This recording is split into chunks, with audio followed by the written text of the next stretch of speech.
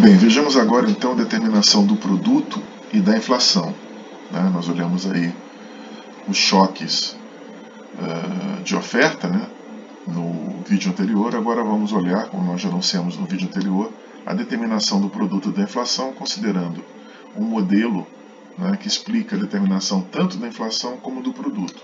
Na verdade, é um modelo de oferta e demanda agregadas adaptado, agora incluindo a inflação. Ao invés de incluir o nível de preço somente, a gente vai incluir a taxa de variação de preços, que é a taxa de inflação, tanto a esperada quanto a efetiva.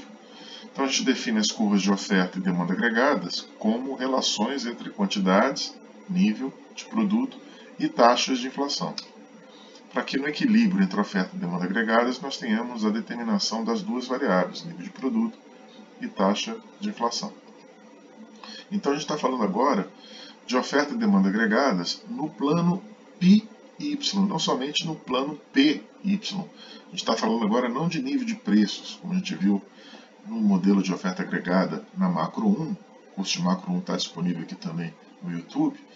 Nós olhamos lá PY, o plano PY, o gráfico PY era o gráfico do modelo tradicional de oferta e demanda agregadas. Agora, não falamos mais em nível de preços, falamos agora em PI, que é o nível de inflação. E vamos incluir também as análises feitas com expectativas incorporadas não somente à oferta, mas também expectativas que são incorporadas no lado da demanda agregada. Então olhamos expectativas dos dois lados, do lado da oferta agregada e também do lado da demanda agregada. Então essa análise, ela detalha o modelo anterior de OADA, ou ADAS. ADAS vem da abreviatura em inglês Aggregate Demand e Aggregate Supply, ADAS, ou simplesmente oferta agregada, demanda agregada, ou ADA em português. Então, nesse caso, nós vamos passar do nível absoluto de preços, que é o índice de inflação, IPCA, por exemplo, GPM, etc., que é um nível absoluto, para a variação da taxa de inflação. A gente saiu do nível estático de preços e fomos para uma consideração mais dinâmica de taxa de inflação, que é a taxa de variação dos preços, que nós definimos aí no vídeo passado, colocando que é P menos P menos 1 sobre P menos 1. Essa taxa de inflação nós definimos numa equação no vídeo anterior. Com isso, a gente pode analisar a dinâmica do comportamento dos preços e da renda. Então a gente transforma a curva de Phillips em uma curva de oferta agregada a partir da utilização da lei de Ockham. Então a gente define uma relação entre o nível de produto e a taxa de inflação. Aqui a gente tem o nível, não mais o nível de preços, mas agora a taxa de inflação. A taxa de inflação π aqui, no lado esquerdo da equação. Esse aqui é o π corrente, a inflação efetiva, nível efetivo de inflação, e aqui o π esperado, a inflação esperada. Então nós temos a inflação efetiva e a inflação esperada, como nós já vimos. Aqui o gama é uma sensibilidade, uma elasticidade, que vai corresponder à elasticidade da inflação em relação ao hiato do produto. Isso aqui é o hiato do produto. É o PIB corrente, o produto corrente, e o produto, ou PIB potencial. Então o hiato do produto é essa diferença entre o PIB corrente e o PIB potencial. Então, gama, como foi dito, mede a sensibilidade da inflação aos desvios, ao hiato, às variações, às diferenças entre o PIB corrente, efetivo, e o PIB potencial. De acordo com essa formulação, a gente percebe que a inflação se desvia do valor esperado quando o produto desvia-se do potencial. Então, toda vez que a gente tem uma inflação diferente, inflação efetiva, diferente da inflação esperada, nós temos uma diferença também entre PIB e PIB potencial, quer dizer que o PIB não está no seu nível potencial. Quando os agentes não acertam suas previsões sobre inflação, quando eles erram as previsões sobre inflação, ou seja, quando o PI é diferente do PIE, né, quando a inflação efetiva é diferente da esperada, eles não acertaram a previsão, portanto. Então, nesse caso, nós temos o PIB fora do nível potencial. Tá? E o gama é a sensibilidade da inflação ao PIB, ao hiato do PIB. Inversamente, pode-se dizer que o produto desvia-se do potencial quando a inflação efetiva difere da esperada. Então, o produto está fora do potencial sempre que a inflação efetiva estiver em um nível diferente da inflação esperada, quando os agentes, portanto, erram suas previsões em relação à inflação. Se nós supusermos que os agentes tenham previsão perfeita, se eles consistentemente acertarem suas previsões em relação à inflação, o produto, isso é um sinal de que o produto está no seu nível potencial. Então, no produto potencial, nós temos, como nós já vimos, inflação igual a zero e os agentes acertam essa previsão sobre a inflação. Então, a inflação é consistentemente igual a zero. Π é igual a zero e πe, que é a inflação esperada, é igual a zero. Além da inflação ser zero, os agentes consistentemente acertam que ela continua como zero. A posição da curva de oferta agregada, então, depende exclusivamente da taxa de inflação esperada. Então, nesse caso, a gente vai ver agora um gráfico, né, que é esse aqui. Tá? A inflação esperada está aqui. O PIB potencial é o produto de longo prazo, que é YP. E aqui nós temos a oferta agregada de curto prazo. A interseção da oferta agregada de curto prazo com o PIB potencial é igual a PE. Então, estamos vendo aqui que π é igual a PE. Aqui a gente poderia colocar aqui π igual a PE. A inflação efetiva é igual à inflação esperada. É um sinal de que o produto está no seu nível potencial. No longo prazo, como nós vimos, após realizados todos os ajustamentos de preço da economia, o produto tende ao seu nível potencial. Então, no longo prazo, né, nós temos YP, que é esse produto aqui, essa oferta agregada de longo prazo, que é o PIB potencial. Esse PIB aqui, né, é naturalmente o PIB, a oferta agregada neoclássica. Então nós temos aqui um retorno aqui ao mundo neoclássico. Os preços são totalmente flexíveis no longo prazo. E salários também. Então nós temos de volta aqui o chamado modelo neoclássico. Nós discutimos isso em Macro 1, o curso de Macro 1 está disponível aqui também no YouTube. Olhamos lá no capítulo 3 que a inflação era um fenômeno meramente monetário, no sentido de que as elevações de preços elas são consequências somente da expansão monetária. Então, é um fenômeno puramente, não somente meramente, mas puramente monetário. Então, quando há uma aceleração da emissão de moeda, um aumento do estoque de moeda, nós temos uma inflação tipicamente monetária. Então, no longo prazo, como a gente tem aqui que no longo prazo o que vale é o mundo neoclássico, nessa análise aqui, a gente pode deduzir que a taxa de inflação, quer dizer, a taxa de variação de preço, como nós vimos aí no vídeo anterior, a taxa de inflação ela é P menos P menos 1 sobre P menos 1. Então, é uma taxa de variação de preços mesmo. Essa taxa de inflação deve ser igual à taxa de expansão monetária. Então, para encontrar a taxa de expansão monetária, nós temos que igualar, a demanda por moeda à oferta de moeda. A oferta de moeda está aqui, a oferta real de moeda, MS divididos por P, aqui. Tá? MS dividido por P está aqui. A oferta real de moeda, saldos reais monetários. E aqui nós temos a demanda por moeda, que depende positivamente da renda.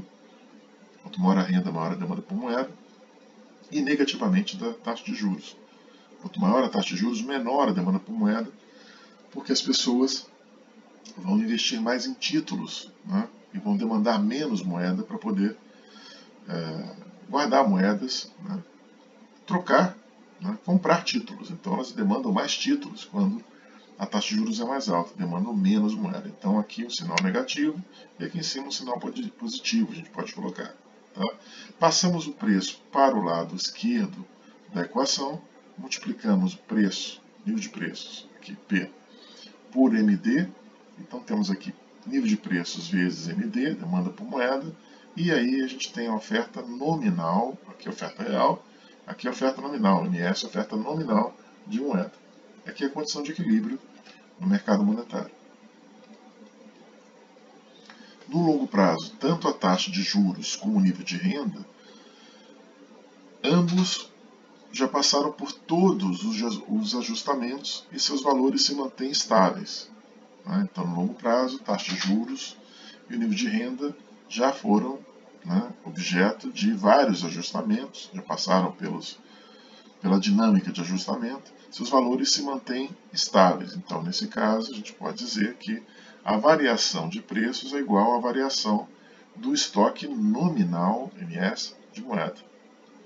Então, a gente pode dizer que π é igual à variação aqui do estoque nominal de moeda, que a gente chama de M minúsculo, que é a taxa de expansão monetária nominal.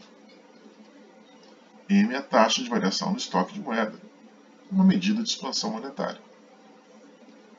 Esse resultado deve ser relativizado, porque a gente tem uma série de perturbações que podem ocorrer na economia. Então a gente tem que olhar esse resultado com uma certa reserva, porque existem perturbações que podem acontecer na atividade econômica. E também porque o produto potencial, o PIB potencial, o YP, pode variar no longo prazo, quando ocorre acúmulo de capital ou então inovações tecnológicas. Quando o estoque de capital aumenta, o PIB potencial pode variar no longo prazo. O estoque de capital só aumenta no longo prazo, não varia muito o capital no curto prazo. E quando ocorrem também inovações tecnológicas que são impactadas no longo prazo também, que impactam no longo prazo, mas dizendo, não são impactadas, elas impactam no longo prazo, nesse caso também essas inovações alteram o PIB potencial, o YP. Então esse resultado, que a gente viu aqui, ele tem que ser relativizado, porque temos essas perturbações, essas alterações que podem ocorrer na economia. Por exemplo, o que pode fazer a inflação não ser exatamente igual à taxa de expansão monetária? O que pode fazer com que não tenhamos essa igualdade aqui, π igual a M minúsculo? Isso pode acontecer, acúmulo de capital, estoque de capital e inovações tecnológicas. Esse resultado, porém, pode ser tomado como uma aproximação, uma tendência. No longo prazo, a inflação tende a acompanhar o crescimento da oferta monetária. Uma evidência empírica aí, que está presente no modelo neoclássico. Para que possamos ter a determinação conjunta da inflação e do produto nesse modelo aqui, a gente tem que construir a curva de demanda agregada de uma maneira que a quantidade demandada também seja função da taxa de inflação. Então a quantidade demandada tem que entrar também como função da taxa de inflação. Num debate anterior, na nossa apresentação anterior, a demanda agregada dependia dos gastos autônomos, sobretudo da política fiscal, G, o saldo, o superávit fiscal, T menos G, e da quantidade de moeda também. Então a quantidade de moeda entrava explicando, afetando a demanda agregada. E também a demanda, aliás, os gastos públicos da política fiscal.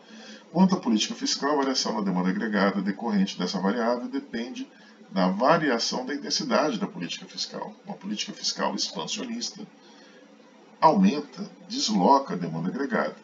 Uma política fiscal contracionista contrai a demanda agregada.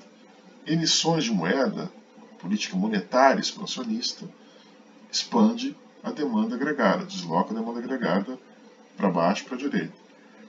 E uma política monetária contracionista, redução do estoque real de moeda, até do estoque nominal mesmo de moeda, a gente tem uma contração na demanda agregada.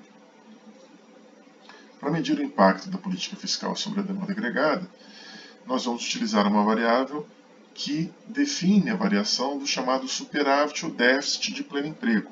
Então nós vamos usar a letra F, que é a variação do superávit ou déficit de pleno emprego. Isso aí para medir o impacto da política fiscal sobre a demanda agregada.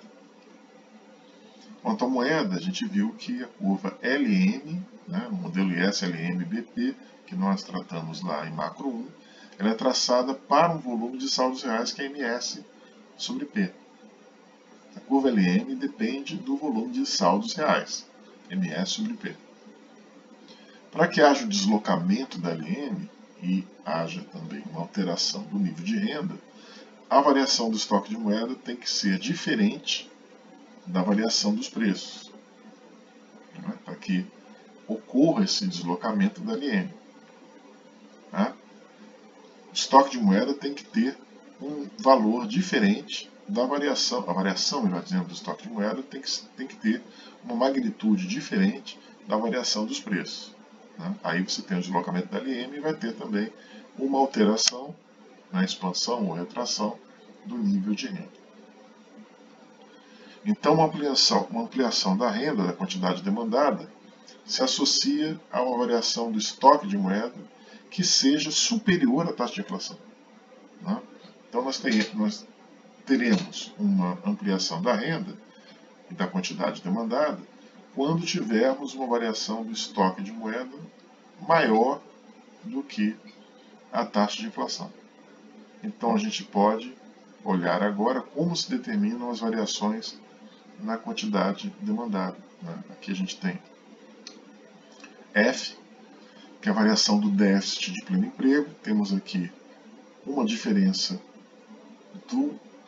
da emissão monetária, Mzinho, e inflação. Temos aqui esse valor aqui, φ, que é uma elasticidade também, né? Um θ, F, e aqui a variação da demanda, né? Da demanda aqui, variação da demanda YD. Então a demanda ela vai variar de acordo com a variação do estoque de moeda, desde que ela seja maior do que a taxa de inflação. Quer dizer, essa diferença aqui tem que ser positiva. Aí temos essa elasticidade e temos aqui a variação do déficit de pleno emprego associado a esse outro parâmetro aqui, que é θ. M é a taxa de variação do estoque nominal de moeda. θ e φ são parâmetros maiores do que zero, positivos. θ mede a sensibilidade da demanda agregada às variações na política fiscal. E o φ, a sensibilidade da demanda agregada às variações dos saldos monetários reais. Então, φ, o efeito, a elasticidade da demanda agregada em relação às variações, né, dos saldos monetários reais. E o θ, sensibilidade da demanda agregada em relação às variações do déficit de pleno emprego, F. Então aqui política fiscal, aqui política monetária, afetando as variações da demanda agregada. Então nós temos isso aqui, a demanda agregada, a variação da demanda agregada é o valor da demanda agregada atual, corrente, efetivo, menos a demanda agregada no período anterior. Então, a gente pode substituir aqui, colocar aqui também, que a demanda agregada, né, sendo a variação aqui, a gente pode jogar esse y-1 passar para cá com sinal positivo. Né, a gente coloca desse lado aqui, depois passa y-1 para cá com sinal positivo, e aí nós somamos y-1 com aqueles dois termos aqui, da política fiscal e da política monetária que nós já conhecemos. Tá? Que é simples, isso aqui é uma simples manipulação algébrica. Né? E aí a gente percebe a relação inversa entre a quantidade demandada e a taxa de inflação. Relação inversa entre a quantidade demandada, né, e a taxa de inflação. Relação inversa aqui, a taxa de inflação está aqui. Dada a taxa de crescimento monetário, Mzinho, quanto maior a taxa de inflação, menor vai ser o estoque de saldos monetários reais. Então, se a taxa de inflação for maior do que M, minúsculo, que é a taxa de crescimento monetário, né, nós teremos aqui, então, um saldo monetário real, o estoque de saldos monetários reais vai ser menor. Se a inflação exceder, for maior, superar a M, né, então nós teremos um estoque de saldos monetários reais menor. É natural, né? Se a inflação for maior, crescer mais do que a taxa de crescimento monetário, nós temos uma depreciação do valor da moeda. Então o estoque de saldos monetários reais se reduz. Isso leva a uma maior taxa de juros e, por consequência, um menor volume de investimentos e acarreta aí a diminuição da quantidade demandada, né? Então teremos aí, nesse caso, uma taxa de juros mais elevada, né, porque a moeda se depreciou, um menor volume de investimentos, porque o juros se elevou, e teremos aí finalmente uma diminuição da quantidade demandada. Então olhamos agora o fenômeno inflacionário do lado da demanda. Tínhamos olhado do lado da oferta, olhamos agora do lado da demanda. Essa relação aparece expressa na figura que vem a seguir, essa figura aqui, que é a demanda agregada no plano PY, não mais PY, agora plano PY. Está aqui. PIB potencial, demanda agregada aqui, negativamente inclinada, curva negativamente inclinada, como nós já sabemos. Um ponto importante a ser destacado é que, se não ocorrerem variações na política fiscal, ou seja, quando a taxa de inflação é igual à taxa de crescimento monetário, né? Quando a taxa de inflação, voltando na equação, quando a taxa de inflação for igual à taxa de crescimento monetário, tá? Então a gente tem isso aqui como um zero. M igual a π, M menos π, zero. Então esse termo aqui fica igual a zero. Tá? Então os deslocamentos da demanda agregada se dão somente em função das variações da política fiscal, que é o déficit aqui, que é o F, né? Que é o déficit, variação do déficit de pleno emprego.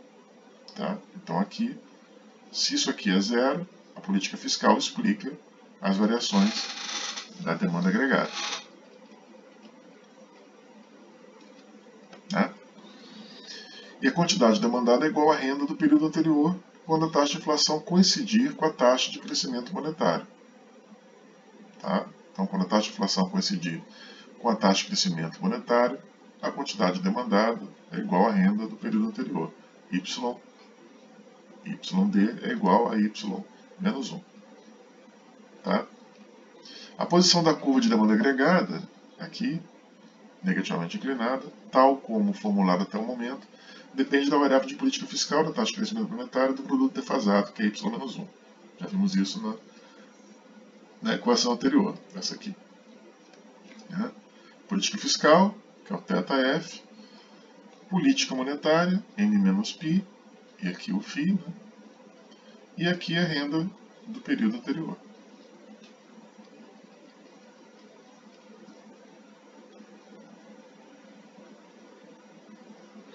Quanto maiores forem essas variáveis, mais para a direita e para cima situar-se-á a curva de demanda. Então, ela se desloca para cima e para a direita, né? Quanto maiores forem aquelas variáveis citadas. Né? Quanto maior for o impacto da política monetária, da política fiscal e da renda do período anterior. Isso explica o deslocamento para cima e para a direita da demanda agregada, que vai elevar o nível de preço aqui, se ela se deslocar para cima e para a direita. Do contrário, quanto menores forem os impactos da política monetária, da política fiscal e da renda do período anterior, a demanda agregada se desloca para baixo, para a esquerda, e aí nós temos uma inflação menor.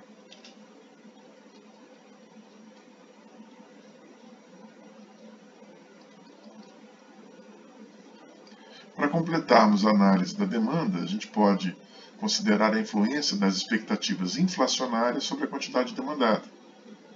Essa influência, agora vamos entrar com as expectativas. Essa influência ocorre porque a inflação esperada afeta o comportamento da taxa real de juros, conforme nós já vimos, né, em macro 1, no chamado efeito Fischer. Tá? O efeito Fischer é esse aqui. A taxa de juros nominal, que é I minúsculo, é igual à taxa de juros real mais a inflação esperada. você pode imaginar também que a inflação nominal menos a taxa de inflação esperada é igual à taxa de juros real. É o efeito Fischer, ou identidade de Fischer. Essa aqui é a identidade de Fischer, também chamada de efeito Fischer. Tá? A inflação esperada afeta o comportamento da taxa real de juros. Quanto maior for a inflação esperada, né? Quanto maior for a inflação esperada, maior a taxa nominal. Se você esperar uma inflação, se os agentes esperam uma inflação esperada, se os agentes esperam, não pode esperar uma inflação esperada, é óbvio, né? Se os agentes esperam uma inflação mais alta, né, isso vai impactar no juro nominal, porque a taxa de juro real, né, mais a inflação esperada, se ela subir, a taxa de juros nominal sobe junto. Tá? Ou seja, a taxa nominal de juros corresponde à taxa real de juros mais a inflação esperada, como nós vimos. Conforme já discutimos, ao negociarem a taxa de juros nominal, que será aplicada a um título, a taxa de juros nominal é a taxa que remunera o detentor, o possuidor de um determinado título. Né? Quando uma pessoa compra um título, ela está emprestando dinheiro a alguém, pode ser o governo, pode ser a empresa, e recebe por isso uma taxa de juros nominal, né? Que é a remuneração do título. Então, quando há essa negociação, os agentes que já estão interessados na taxa real de juros que desejam, então eles esperam uma taxa real, uma taxa positiva acima da inflação. A taxa real de juros tem que ser acima da inflação. Se for abaixo da inflação, você tem uma taxa negativa de juros. Né? Taxa real negativa, que pode acontecer. Aí o agente está perdendo dinheiro, empresta para o governo ou para a empresa e ganha menos que a inflação. Não tem correção monetária. Ganha menos que a correção monetária. Né? Então a gente tem que ganhar juros e correção monetária. Se ele ganhar um juro que não compensa a correção monetária, ele está tendo uma taxa real negativa, é melhor ele não emprestar então. Né? Então, quando o agente tem, o dono do título tem um juro real positivo, isso aumenta o poder de compra da aplicação, né? Incremento de poder de compra que a aplicação propiciará. Assim, com base na taxa real de juros desejada ex ante, anterior, a taxa de juros que se deseja antes da compra do título, e na inflação esperada é que se define a taxa nominal de juros. Taxa real de juros desejada antes da decisão de comprar o título e a inflação esperada antes da decisão de comprar o título. Aí vai ter a taxa de juros nominal. A taxa de juros real efetiva só será conhecida ex post, ou seja, após a compra, quando o comprador do título vai conhecer efetivamente a inflação que ocorreu durante o período, após o período que ele comprou o título, ou durante o período que o título foi comprado. Né? No final da maturidade do título, né? Quando a gente percebe o rendimento e vê se ele recebeu ou não a inflação que ocorreu, a inflação passada. Né? Então, a taxa real de juros efetiva vai ser conhecida depois, quando a gente conhece a inflação que foi registrada, a inflação efetiva. Caso as inflações esperada e efetiva sejam diferentes, a taxa real de juros ex ante, que é desejada, vai ser diferente da taxa de juros efetiva. Tá? Então a gente pode ter esperado uma taxa de juros de 5% e a taxa de juros ex post foi 4%. Tá? Então ele esperava uma taxa de juros de 5%, né? E a taxa de juros foi 4%. Por quê? Porque a inflação que ele esperava era mais alta e a inflação efetiva foi menor. Então caiu a taxa de juros também. Tá?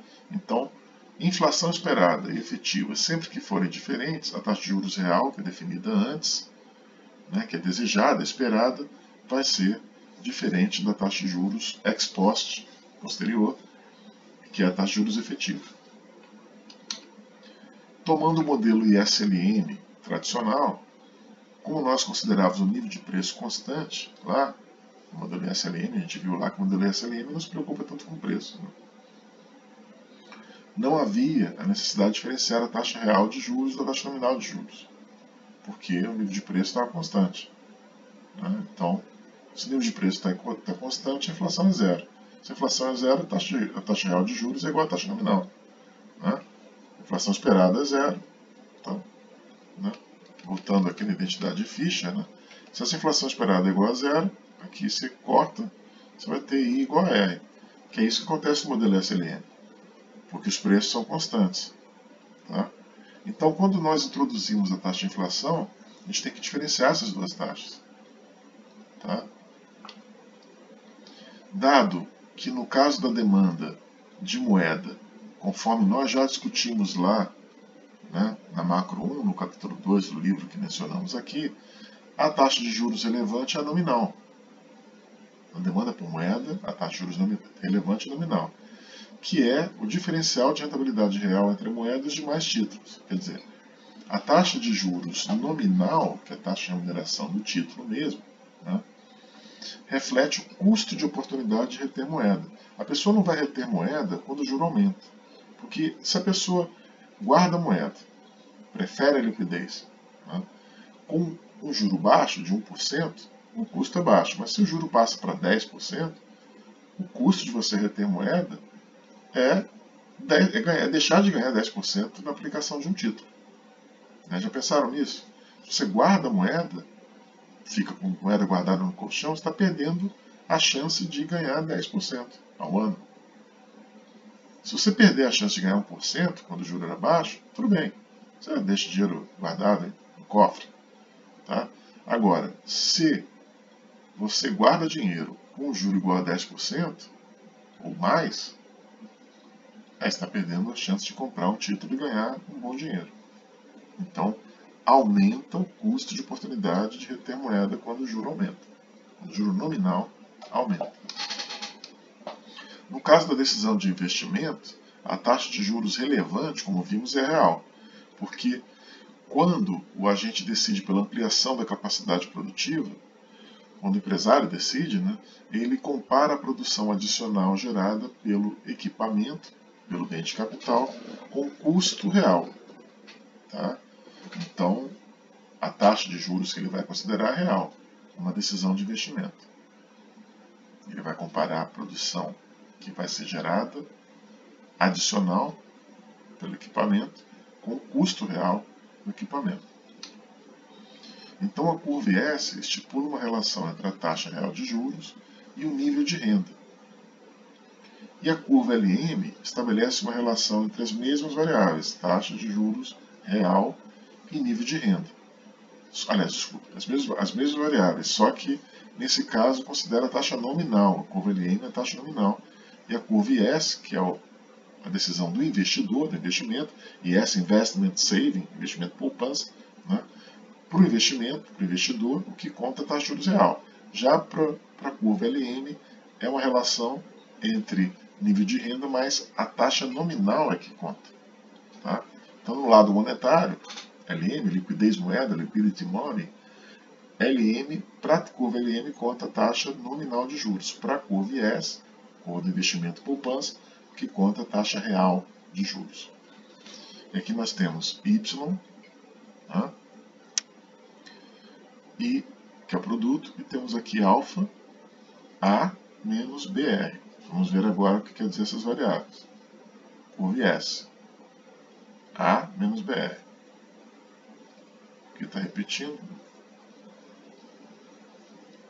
A alfa é o multiplicador keynesiano, que é esse multiplicador aqui que nós vimos lá no capítulo 2. Né? Multiplicador, aqui nós temos a propensão marginal a consumir, aqui nós temos a propensão alíquota de tributo, né? Uma alíquota média de tributo, que é T minúsculo. A é o volume de gastos autônomos. Né? Gastos autônomos A. C, acessibilidade do investimento em relação à taxa de juros. Tá? Não é a propensão marginal a consumir, não, desculpe. Essa é a elasticidade do investimento em relação à taxa de juros. Tá? R é a taxa real de juros. Então nós temos aqui, ó, acessibilidade do investimento vezes a inflação esperada, acessibilidade do investimento vezes a taxa nominal de juros, A, o nível de gastos autônomos, alfa, o multiplicador keynesiano, tá? E aqui a renda. Essa é a curva IS. Já a curva LM vai ser aquela curva que nós já vimos, que é a condição de equilíbrio no mercado monetário.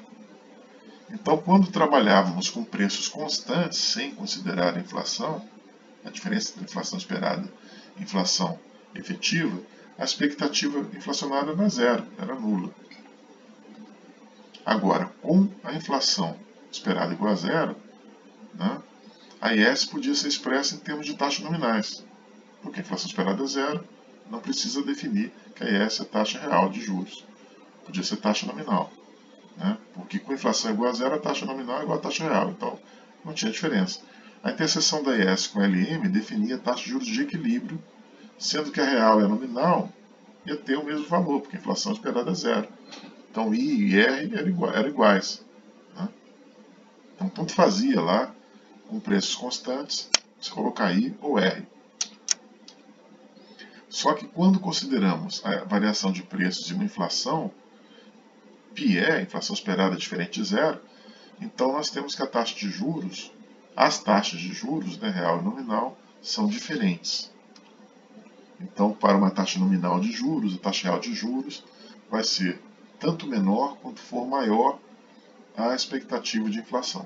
Né? Então, quanto maior a expectativa de inflação, maior a inflação esperada, a taxa de juros real fica sendo menor. Com aumentos na inflação, o investimento tende a aumentar a uma taxa nominal, deslocando, portanto, para cima e para a direita a curva S. Tá? Então, com aumentos na inflação, o investimento tende a aumentar a uma mesma taxa nominal e a curva IS se desloca para cima e para a direita. O montante do deslocamento da IS é igual à variação na inflação esperada medida verticalmente. A gente tem isso aqui, né, na figura 7.14. Então temos aqui, ó, um aumento da inflação esperada, aqui ela era zero, passou a ser positiva. Então nós temos a curva IS, né, se deslocando para cima e para a direita. E a taxa de juros aqui, nesse nível aqui, a inflação esperada é igual a zero. Então a taxa nominal é igual a real aqui. Né? Agora, com a inflação esperada positiva, a real caiu e a nominal subiu. A nominal ficou diferente da real. Tá? A real caiu de R1 para R2 e a nominal para cima. Porque a gente viu que I é igual a R mais IE. Tá? Então, inflação esperada e seu impacto sobre o modelo ISLM. Certo? Então, percebemos que com o deslocamento da IS, tanto o nível de renda como a taxa nominal de juros serão mais elevados. Quando a IS se desloca, o nível de renda e a taxa nominal de juros se elevam também. Como nós vimos aqui. O nível de renda se deslocou para cá, Y1 para Y2, tá? E a taxa nominal de juros se eleva também, passa de I1 para I2. Certo? O aumento da renda provoca a elevação da demanda por moeda. A gente viu lá atrás que a demanda por moeda, MD, depende da renda. Aumentando a renda, aumenta a demanda por moeda. Aumentando a taxa de juros, cai a demanda por moeda. Para manter o mercado monetário em equilíbrio, é preciso que a taxa nominal de juros suba. A taxa, para manter equilíbrio, reparem, né?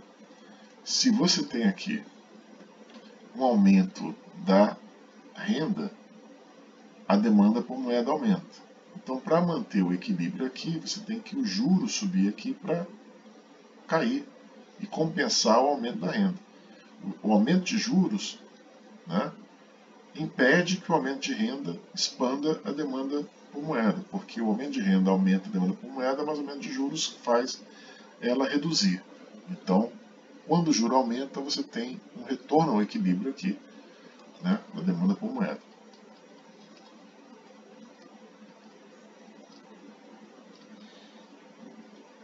A taxa real de juros, então, se reduz, o que possibilita a ampliação do investimento, induzindo a elevação da renda. Então, o motivo pelo qual a ampliação das expectativas inflacionárias eleva a renda é a queda da taxa real de juros, mesmo com a elevação da taxa nominal, que é necessária para equilibrar o mercado monetário. Certo? Então, as expectativas inflacionárias elevam a renda porque elas fazem com que a taxa real de juros caia. Tá? Isso eleva a renda pelo deslocamento da curva S. Tá? Mesmo com o aumento da taxa nominal, né, a taxa nominal equilibra o mercado monetário, porque impede que o aumento da renda faça com que o aumento da moeda, da demanda por moeda, seja efetivado. Né? A taxa de juros aumentando anula o efeito do aumento da renda sobre a demanda por moeda. Impede que o aumento da renda expanda, eleve a demanda por moeda.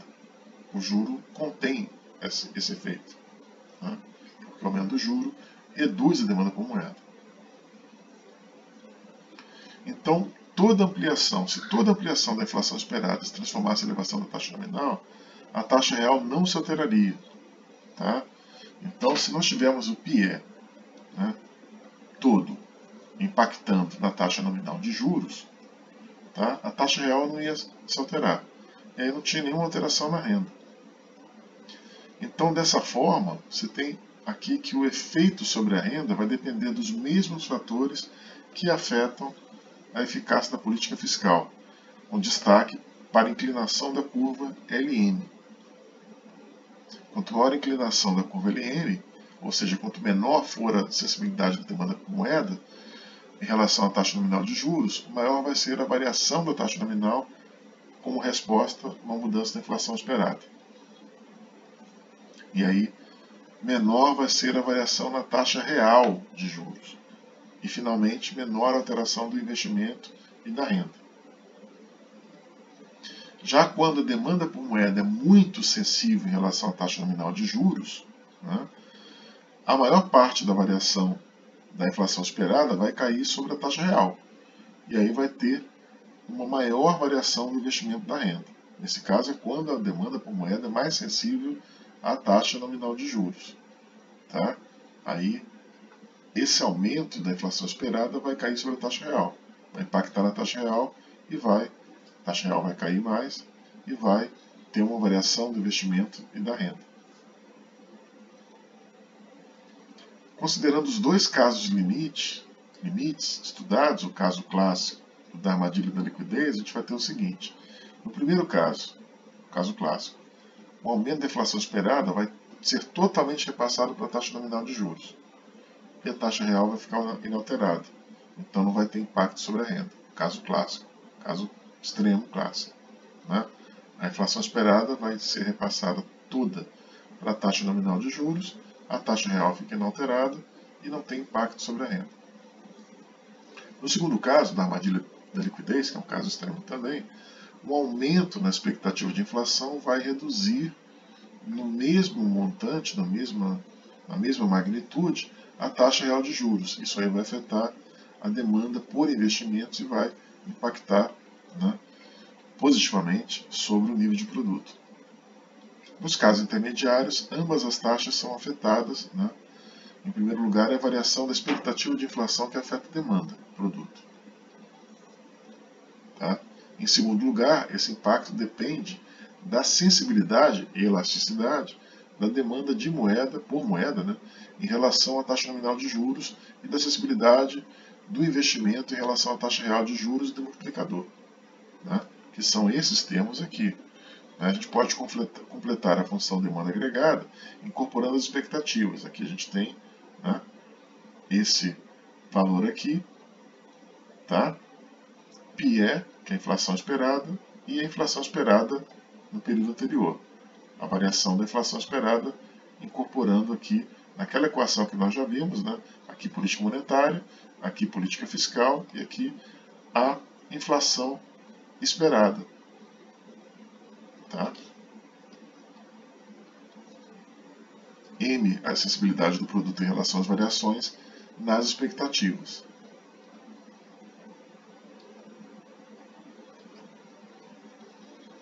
Aqui não é o M não, na verdade aqui é esqueci o nome dessa letra grega aqui.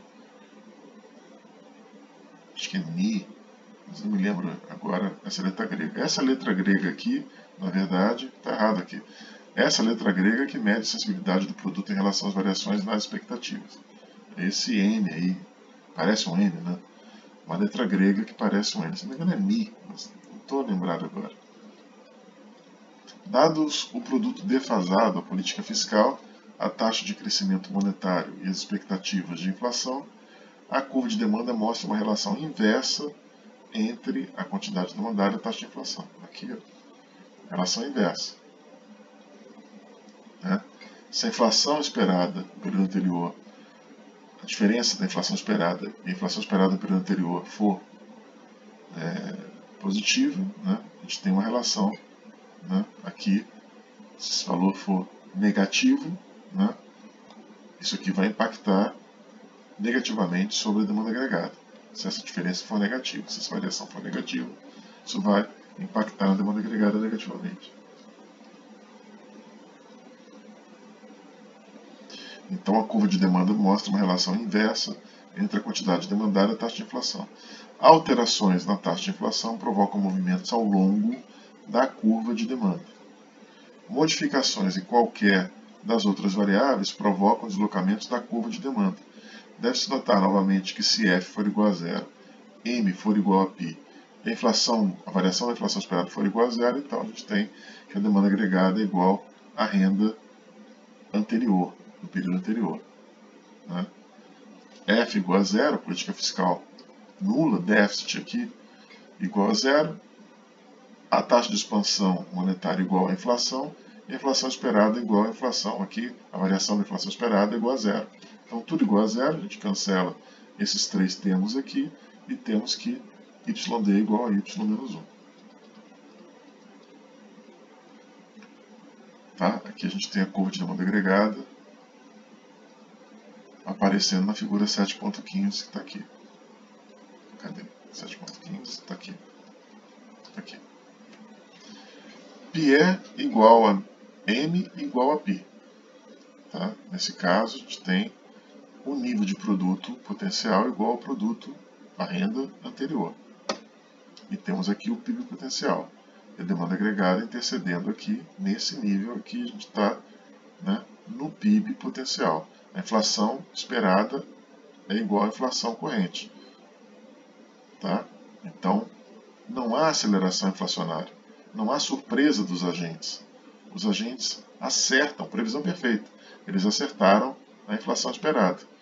E essa inflação esperada é igual à taxa de emissão monetária. Então você tem um mercado aqui monetário em equilíbrio, né? Sem variação de preços que surpreenda os agentes. Tem inflação? Tem. Pode ser positiva? É positivo. Não é zero. Só que ela está controlada, ela está estabilizada. Então, a demanda agregada nesse ponto aqui cruza o PIB de pleno emprego e o PIB de pleno emprego, a demanda, né? PIB de pleno emprego aqui é igual ao PIB do período anterior. Essa demanda agregada com expectativas, né, no espaço πy. Tá? Aqui então a gente tem o equilíbrio. Né? A inflação esperada, um delta, um lambda, a razão entre PIB e PIB potencial menos 1. Né? Isso aqui é a curva de oferta agregada. Ó, está aqui. E a curva de demanda agregada está aqui. Já vimos lá. Tá? O equilíbrio mostrado na figura 7.16 está aqui. A figura 7.16 mostra o equilíbrio. Oferta agregada, demanda agregada e o PIB de pleno emprego igual ao nível anterior, a renda anterior, quando a gente tem aquela igualdade que já foi definida. Equilíbrio de pleno emprego, né? Equilíbrio pleno, melhor dizendo, de longo prazo. Implica estabilidade das curvas de demanda agregada e oferta agregada. Tá certo? Então a gente tem essas condições aqui, né? Que estão dadas. Y igual a YP, YD igual a Y, YD igual a Y menos 1, π igual a πe, e igual à taxa de expansão monetária.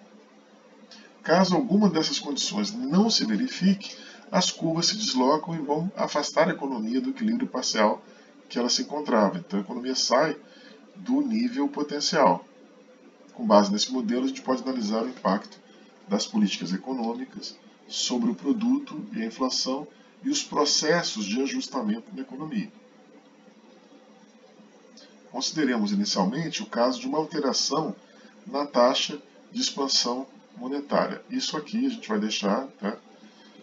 Essas alterações, a gente para aqui no equilíbrio, né? E vamos deixar essas alterações aqui, que vai chegar aqui no novo gráfico, final aqui, né? Para a última aula, né? Sobre determinação do produto e da inflação, a parte 2, né? Do produto da inflação, a gente vai deixar para a próxima videoaula. Até lá!